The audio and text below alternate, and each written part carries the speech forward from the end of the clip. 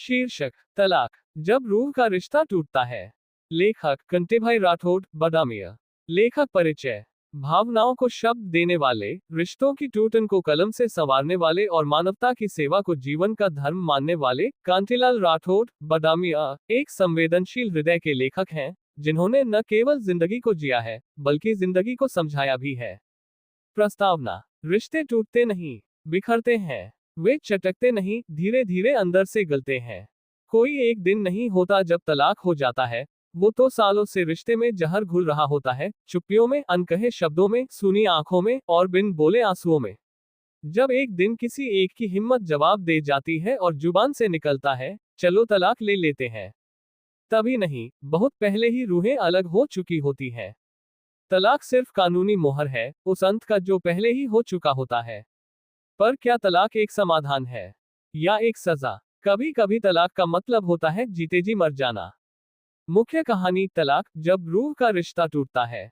रेखा और अर्जुन की मुलाकात कॉलेज में हुई थी। वो पहली नजर का प्यार था, मासूम, बेपरवाह और बेइंतहा।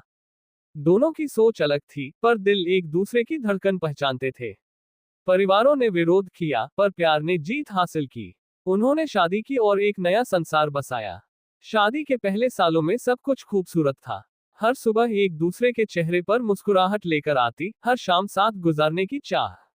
उन्होंने एक बेटा आयुष को जन्म दिया और उनका संसार पूरा हो गया। धीरे धीरे जिम्मेदारियों ने प्यार की जगह ले ली। अर्जुन अपने काम में डूब गया, रेखा इंतजार में रह गई। वो हर दिन खुद को खोती गई। एक दिन रेखा ने अर्जुन से पूछा, क्या तुम्हें मुझसे प्यार है अब भी? अर्जुन ने कहा, तुम्हें क्या हो गया है? ये सब फालतू बातें छोड़ो। उसी दिन रेखा की उम्मीद टूट गई। कुछ महीने बाद अर्जुन ने कहा, अब और नहीं, मैं इस रिश्ते में घुट रहा हूँ, तलाक ले लेते हैं। रेखा ने कहा, कब तय किया तुमने ये?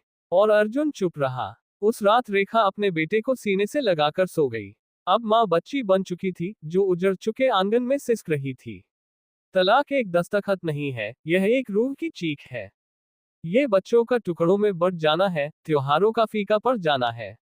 वो घर जो मंदिर जैसा लगता था, अब सिर्फ ईंटों की इमारत रह जाता है। अलमारी आधी खाली, डिनर टेबल पर एक ही थाली, और फोन हमेशा साइलेंट मोड में होता है।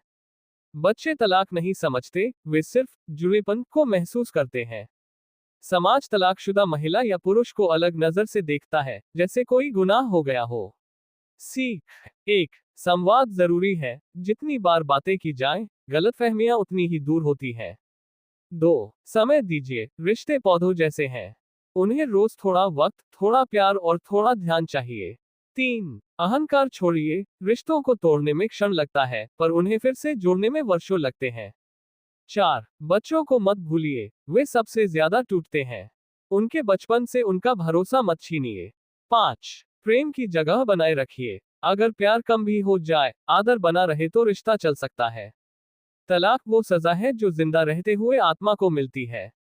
जिस घर में हंसी गूंजती थी, अब वहां दीवारें भी सिसकती हैं। रिश्ते शब्दों से नहीं, एहसासों से चलते हैं। जब एहसास मर जाएं, शब्द तलाक बन जाते हैं। तलाक एक फैसला नहीं, एक बिखराव है, आत्मा का, भरोसे का और भविष्य का। अंतिम अनुभूति। रेखा अब हर सुबह खुद को संभालने की कोशिश करती है। वह अपने बेटे आयुष के लिए एक मजबूत मां बन चुकी है, जो हर मुस्कान के पीछे अपना टूटा हुआ दिल छुपा लेती है। लेकिन दिल का एक कोना अब भी अर्जुन की यादों में भीग जाता है।